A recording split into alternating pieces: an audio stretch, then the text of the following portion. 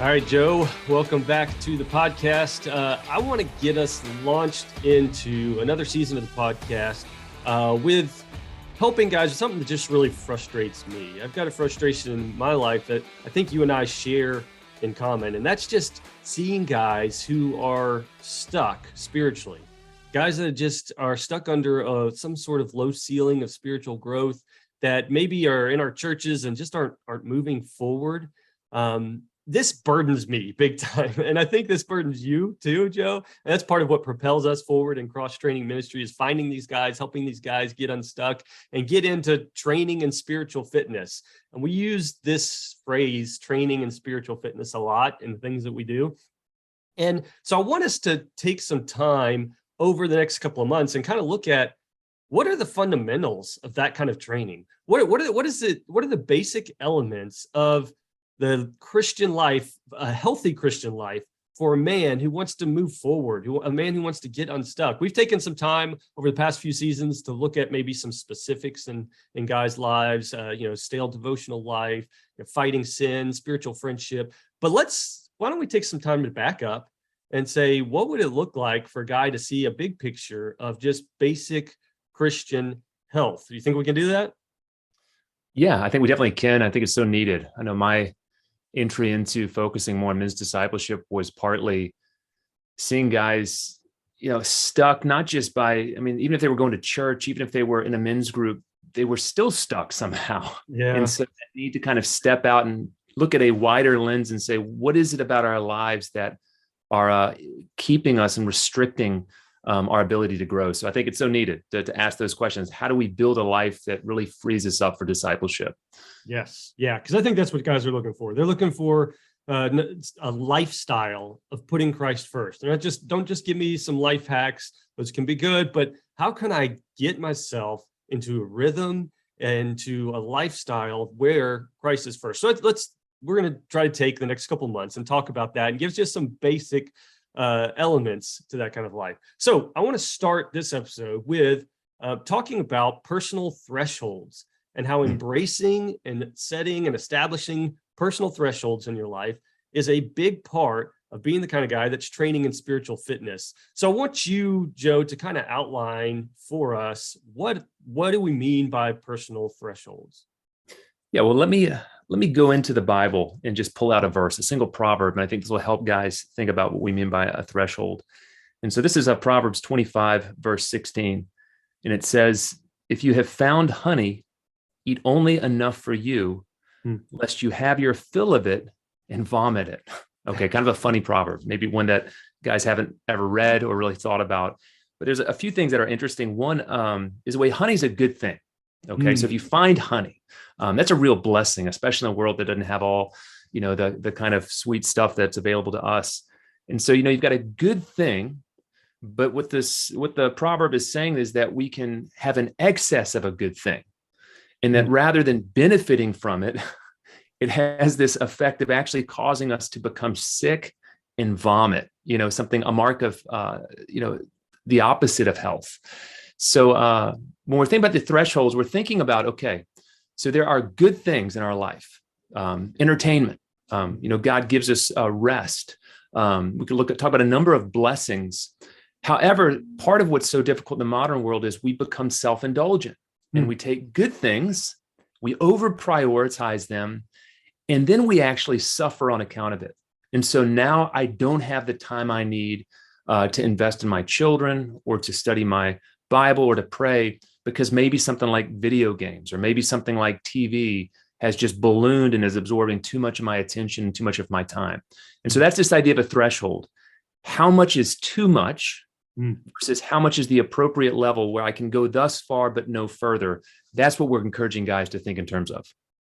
Yeah, that's interesting. As you talked about it, you said that it's good things, not bad things, which I find interesting, because most of the time when guys hear, hey, you need to establish personal thresholds, what they're hearing is you need to identify all the terrible things in your life. Here's all the terrible things you're doing, and here's why this is bad, and you need to put an end to this, and this. But you really led with honey, and you led with good things. So what is it in that guys need to distinguish in their minds as they approach personal thresholds? to make them start to think, wait, this is good? What makes that change for you to say personal thresholds are embracing the good?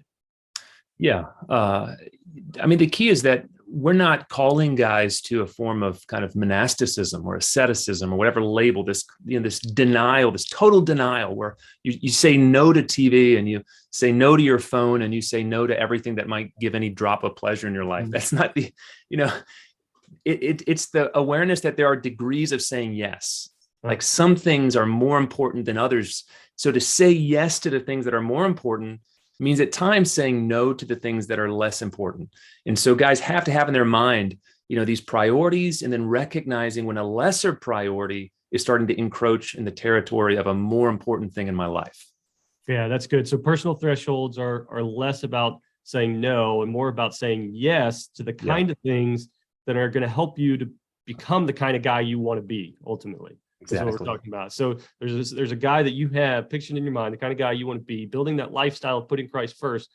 What do you need to say yes to in your life in order to get there? And what are the thresholds that are going to help you get there? And it's interesting. I like that you brought in that proverb there, because I think there's a way in which you can talk about establishing personal thresholds from a worldly perspective that actually does make sense to guys. At first, guys may be like, wait a second, I don't know about this, but think about stuff like intermittent fasting. It's become like a thing, right? If you go to a CrossFit gym and you start talking about health, well, they're going to talk to you about intermittent fasting, not just working out. And what is that? Well, that's just saying, oh, I'm going to eat only from this time to this time. I'm setting this threshold because this is the good time. Or, you even think about Joe Rogan says, we're doing something called Sober October. All of a sudden, everybody gets excited about that. Like, oh yeah, set a threshold on how much I'm going to drink. I'm not going to drink for a whole month.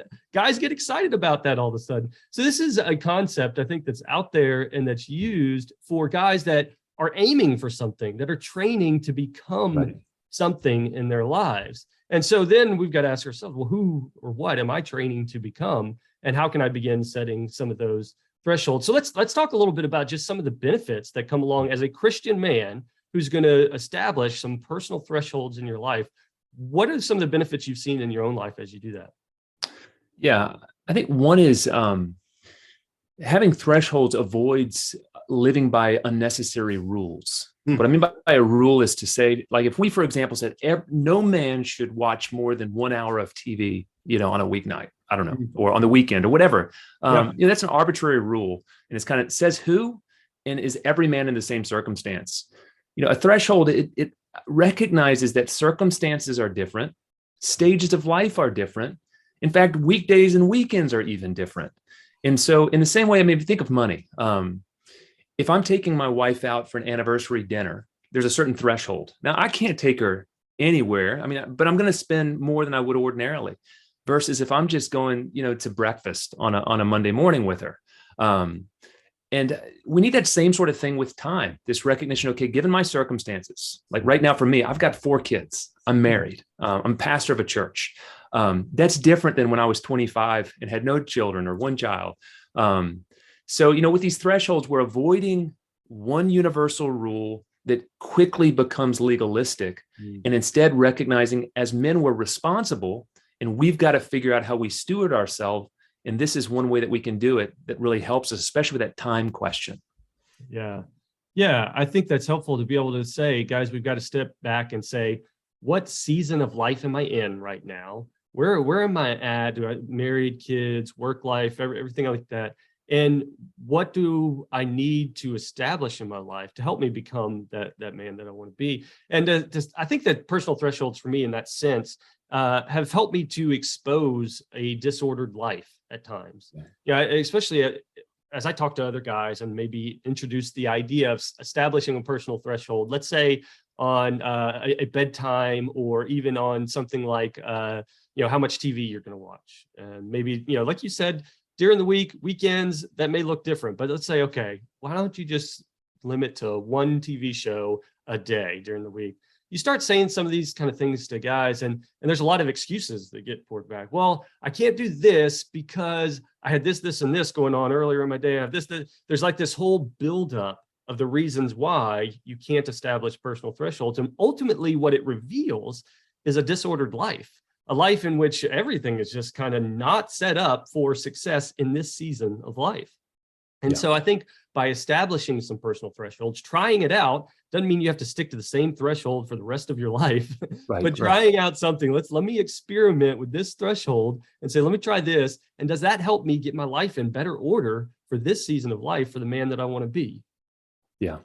And I think, it protects us. It buffers us from, if we're honest, everything's trying to encroach and push us to that place of just immoderate indulgence. Yeah. So, you think of old-fashioned TV. Maybe there was that one show, and then it went on, and the next show you weren't interested in. But man, if you can get the whole season, just episode after episode, it's a different game. Yeah. Or you think of, you go back a couple of decades, Saturday or Sunday watching football, and there was the game, but now they built the whole day. So before the game, you can be doing all the pregame, you can watch the game, the next game, post game, highlight reel. They want your whole day. And so if we're not actually thinking, okay, what's the appropriate amount? Well, we know what the world's going to take. It's going to want all of us. And they don't care if we're bad fathers, if we're bad husbands, if we're bad church members. That's true. That's true. All right. So, but here's a question I would have, an argument here.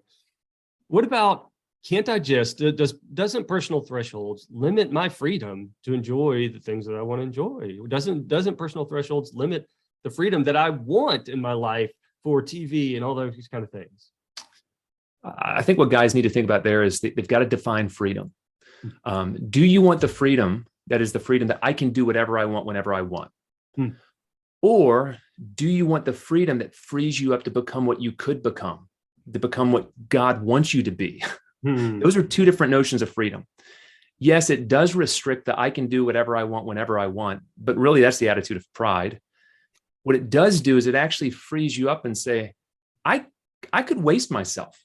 I could actually be less than the fullness of what God wants me to be right now as a man.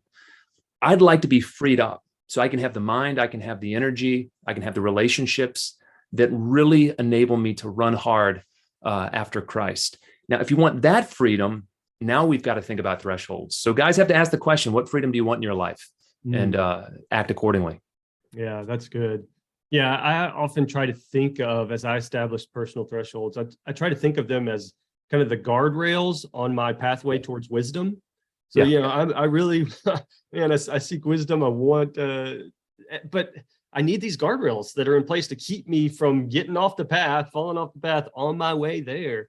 And that's maybe a oversimplified version of what we're talking about. But I think it's helpful to say, wait, these guardrails are giving me the freedom to continue on the path that I want to actually stay on and that I actually want to go on. Without those guardrails, like you said, the TV will just take over your life if you leave it to them. So we've got to have some sort of guardrails in place if we're heading in an actual direction and want to actually stay on that path in that same direction.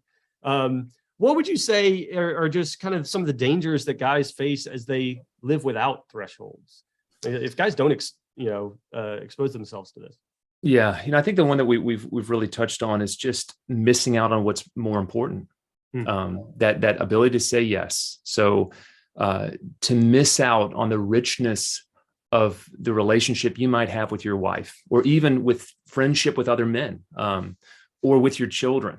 The amount that you'll explore, the glory of God you'll see through his scriptures. I mean, the depths that you'll know him through prayer.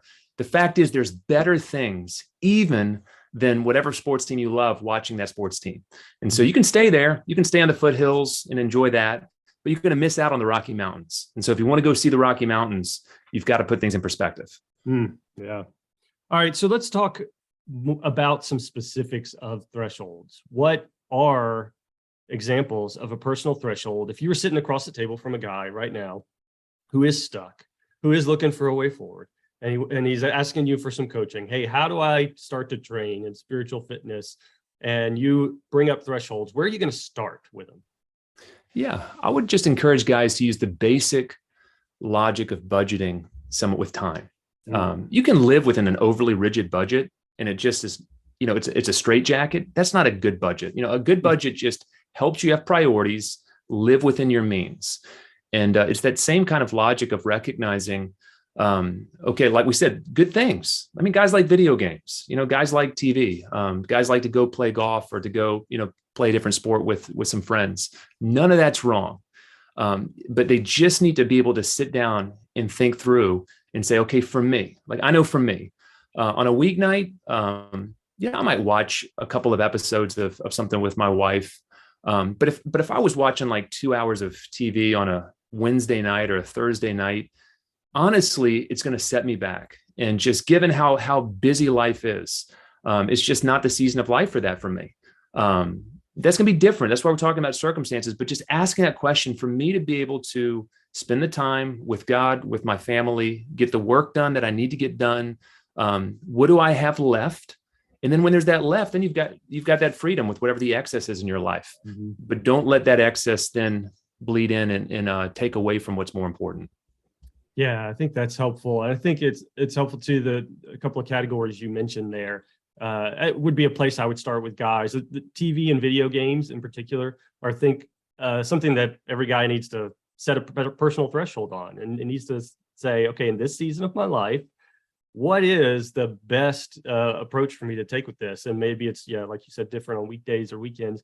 But I think every guy maybe has a different, we've already said they have different thresholds there, but a lot of guys don't realize how invasive some of these things are, like TV and video games. You've probably been into somebody's house like this, Joe, where you just walk in, and it doesn't matter when you walk in, but the TV's just always on, right? It's just always on. Like, the TV is the only machine that we own that we just leave running all the time, right? Right? It's just like, if I look back to my childhood, if there was a soundtrack of my childhood, just background TV noise would definitely consume a big part of that, right? Yeah. And it's weird because if you come over to my house and you hear the lawnmower running, it's because I'm cutting my grass, right? If I walk into your house and I hear the blender running, you better be making a smoothie or something. Like, we don't just leave machines running in our house, right? But for some reason, the TV is the only machine that we say, let's just leave this one running. I don't know, maybe there's something good that'll come out of it.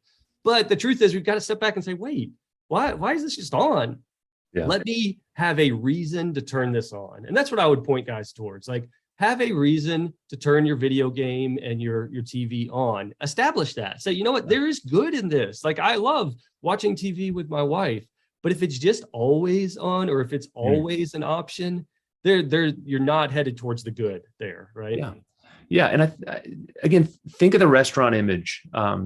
If I'm at a restaurant, I would always love maybe get another drink. I'd love to add dessert. I'd love to have coffee. I'd love to have a couple of appetizer. I would love every single time to have 5 courses. I can't, and so when is now you're playing the video game, you've relaxed, but now it's like asking for a second dessert. It's just indulgent. It's time to just pay the bill and go home. And the same thing with the TV or with the video game. Yes. All right. So now let me ask you a question that I hear a lot when I talk to guys about establishing personal thresholds. This is always the first one that comes up. Joe, isn't this just legalism? Isn't this you're just being super legalistic, telling me when to do what I need to do and establishing that's just legalism? Yeah. And I think, guys, we've already said it once, but you got to define your words. What is legalism? Legalism is looking to your performance of the law for your righteousness before God. And guys, you need to know, keeping to a threshold does not make you righteous. This is not something that now all of a sudden, you're a saint because you've, living by some sort of threshold. Self-righteousness can always corrupt this thing. This is less about righteousness, more about wisdom. Going back to what you said, the guardrails. This is about setting yourself up for success so you can do the things that actually matter. And those are the things that really honor the Lord, loving your kids well, loving your spouse, having time to serve other people, having time to serve within the church, going to church, the things men miss out on. I think most guys, they need to think about what they're not doing more than just worry about somehow thresholds resulting in legalism in their life. Yeah, I agree. Yeah, I think the guardrails image is helpful there, especially when you start talking to guys about, don't you want to be the kind of guy, the kind of dad that's present? Don't you want to be the husband who's even after 15 years of marriage, still finding creative ways to love your wife? Don't you want to be the disciple who's making disciples? Isn't this the guy you want to be? Isn't that better? Isn't Yes. it better than watching TV? Yes, that's better. And there's guardrails to keep you there and to help you stay there. It's not legalism. Yeah, this is guardrails to help you stay and be the kind of guy you want to be. All right, well, here's another question that I have for you. What if I keep failing to stick to the thresholds that I set? I set a threshold and I can't stay with it. It's just not happening. Yeah, I think two things. One, reassess your thresholds, first of all. I mean, you get the person that instead of doing some reasonable fasting routine decides you're going to eat one meal a week or something. I mean, you might just be unrealistic. And so, talking about your thresholds with somebody else. But if you are being realistic, like if you're somebody who, you're just trying to keep within, some reasonable parameters, but you're playing video games 3 hours a night, you're watching 4 football games every single Saturday and Sunday, and it's just absorbing, too much of your time. That's where I would encourage you. That's where you need accountability. That's where don't just do it on your own. Anybody who tries to do something on their own usually fails. If you actually begin to do something with other people, you've got a much better chance of success. And so find those spiritual friends, talk together, tell each other what your thresholds are, ask each other how you're doing with these thresholds, and let it be part of that growth of friendship as well as your personal growth in godliness. Yeah, I think you're exactly right. And I think that we need to be better about even just being more explicit about that with our friends. I've tried over the past year to once a month, every 6 weeks, something like that. Me and my spiritual friends, we will take time and write down our personal thresholds that we established, and then kind of say, are we or are we not sticking to this? Where are we failing? Where are we not doing so well? And then I have these cards in which we fill this out. And then what we do to help us as we're not sticking to some of these is we take those cards and we pass them to the guy to your right, and then we pray for each other throughout the week. So you got to have these friends that are saying, okay, I know my friend Joe is really struggling with this threshold. My job this week is to pray for him and to check in on him. Hey, I know last week you said you were really struggling with this threshold. Is it because, like you said, it's a bad threshold? You need to change the threshold. You're trying too hard, or you're missing the mark there. Or is it because, man, you just need some better accountability there from a friend who loves you and wants to help you along the way? So I'd encourage guys, be explicit. While we call them personal thresholds because it's something that you need in this season of your life, don't keep it to yourself. That's not what we mean by personal. Like, share this with the guys that also want to be the kind of guys who are going in the same direction. And y'all hold each other to account on that and help each other, pray for each other in that. I guess let's end here. Let's give some specific instructions for the guy who has never established a personal threshold. He doesn't even know where to start with this. So he's a guy, he knows he's stuck. He knows he needs to move forward. How do you get him started? Yeah. I think this is part of it. It's part of a bigger question. This is where we started it. It's not just a life hack. It's about building a lifestyle of discipleship. And so I'll be honest, you need to step back and you need to think about, well, what needs to be in your life? What is in your life? What, and beginning to put, say, amusement and entertainment and these and leisure, within a larger frame of responsibilities and roles and what it means to serve Christ. And Christ doesn't take away these good things. We've said that numerous times. We need rest. We need to be recharged. We just need to be able to put them in proportion with what else is in our life, including things like actually going to bed and going to sleep.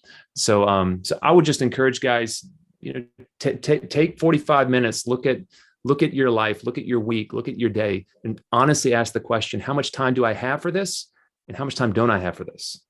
Yeah, those are hard questions. I think you're right that we've got to help guys start with the difficult questions and the evaluative questions. What is necessary? What is really necessary at this season of my life? What is the excess that's left over after what's necessary? And how can I use that excess to honor God? How can I use what's left over after I've done everything that's necessary to honor God? And those can be hard questions, but that helps you get down that pathway of establishing that personal threshold. Well, here clearly is what is enough that's necessary. And here's how I honor God with that time that I have, the leisure time, the me time, whatever you want to call it. There's got to be some sort of threshold to keep in if you're actually training, if you're actually the kind of guy who's training to be something and to get somewhere. So guys, we'll continue to talk about this over the next couple of months as far as how do you get unstuck, how do you move forward, how do you look at the basic fundamentals of training and spiritual fitness. But in the meantime, go to menneedhelp.org and you can go to the leader's guide there and you will see some additional coaching videos that we have that are available for you if this piques your interest at all, especially as you talk personal thresholds. I know we have a video on there about personal thresholds, but that leader's guide and those coaching videos are there for groups of guys that want to begin training in spiritual fitness like this. So y'all go menneedhelp.org, check that out. And you can always email me if you want more information. My email is evan@xtrainingministries.com. But we'll see you next week.